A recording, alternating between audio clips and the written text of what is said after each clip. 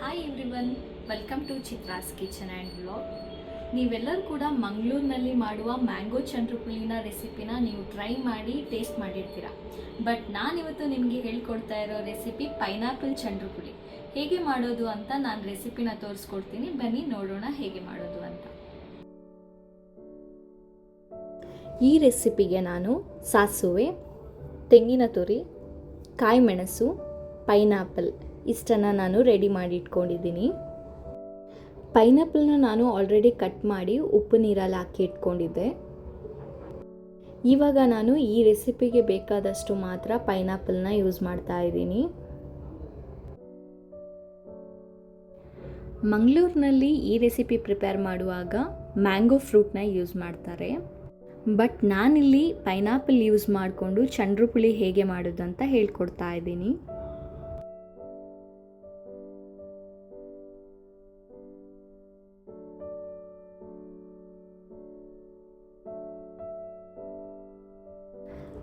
ಪೈನಾಪಲ್ನ ನಾವಿಲ್ಲಿ ಫ್ರೈ ಮಾಡ್ಕೊಳ್ಬೇಕು. ಫ್ರೈ ಮಾಡುವಾಗ ಸ್ವಲ್ಪ ಮೆಣಸಿನ ಹುಡಿನ ಹಾಕ್ಕೊಂಡು ಫ್ರೈ ಮಾಡ್ಕೊಳ್ಳೋಣ.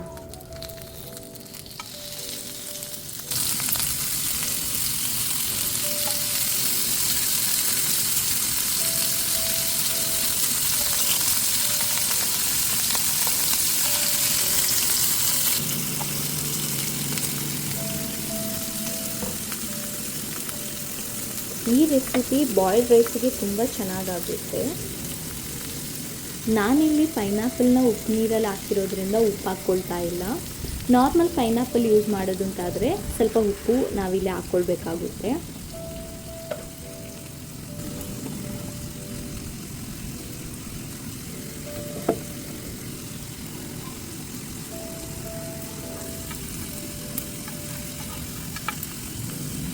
ಎರಡು ಸೈಡ್ ಕೂಡ ಚೆನ್ನಾಗಿ ಫ್ರೈ ಆಗಬೇಕು, ಅದಕ್ಕೆ ನಾನಿಲ್ಲಿ ತಿರುಗಿಸಿ ಹಾಕ್ಕೊಳ್ತಾ ಇದ್ದೀನಿ.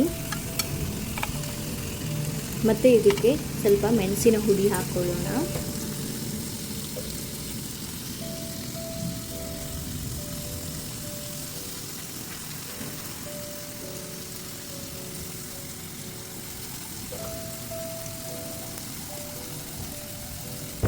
ಇದು ಫ್ರೈ ಆಗ್ತಾ ಇರಲಿ. ಇವಾಗ ಮಸಾಲೆ ರೆಡಿ ಮಾಡ್ಕೊಳ್ಳೋಣ. ಒಂದು ಜಾರಿಗೆ ತೆಂಗಿನ ತುರಿ, ಕಾಯಿ ಮೆಣಸು ಮತ್ತು ಸಾಸಿವೆ ಇಷ್ಟನ್ನು ಹಾಕಿ ರುಬ್ಬಿಟ್ಕೊಳ್ಳೋಣ.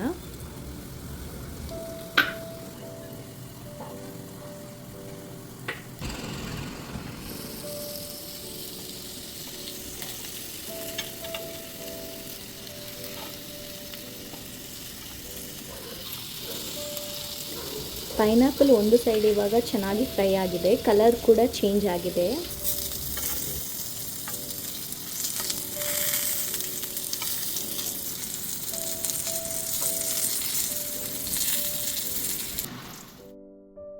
ಇವಾಗ ಇದಕ್ಕಿರುವ ಮಸಾಲೆ ರೆಡಿ ಆಗಿದೆ.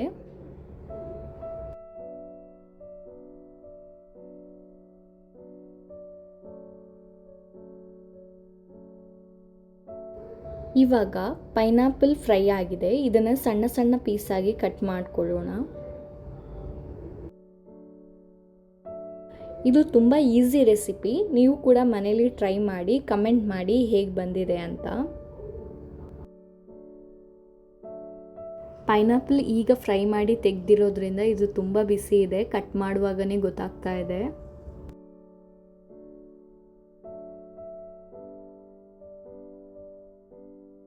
ಇವಾಗ ಕಟ್ ಮಾಡಿ ಇಟ್ಕೊಂಡಿರುವ ಪೈನಾಪಲ್ನ ನಾನು ಮಸಾಲೆಗೆ ಆ್ಯಡ್ ಮಾಡ್ತಾ ಇದ್ದೀನಿ.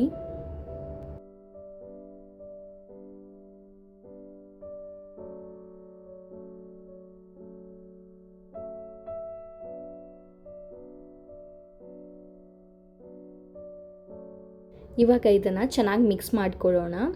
ಪೈನಾಪಲ್ನಲ್ಲಿ ಹುಳಿ ಇರುತ್ತೆ, ಸೊ ಅದಕ್ಕೆ ಹುಳಿ ಐಟಮ್ಸ್ ಯಾವುದು ಹಾಕಬೇಕು ಅಂತೇನಿಲ್ಲ ಇದರಲ್ಲಿ.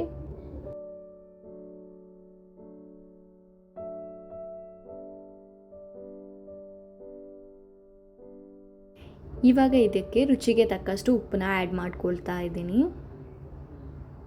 ಸಿಂಪಲ್ ಆಗಿ ಮಾಡುವ ಪೈನಾಪಲ್ ಚಂದ್ರಪುಳಿ ರೆಸಿಪಿ ಇವಾಗ ರೆಡಿಯಾಗಿದೆ. ಪ್ರಿಪೇರ್ ಮಾಡಿರುವ ಪೈನಾಪಲ್ ಚಂದ್ರಪುಳಿ ರೆಸಿಪಿ ನಿಮಗೆ ಇಷ್ಟ ಆದರೆ ಪ್ಲೀಸ್ ಲೈಕ್ ಮಾಡಿ, ಶೇರ್ ಮಾಡಿ, ಸಬ್ಸ್ಕ್ರೈಬ್ ಮಾಡಿ. Thank you.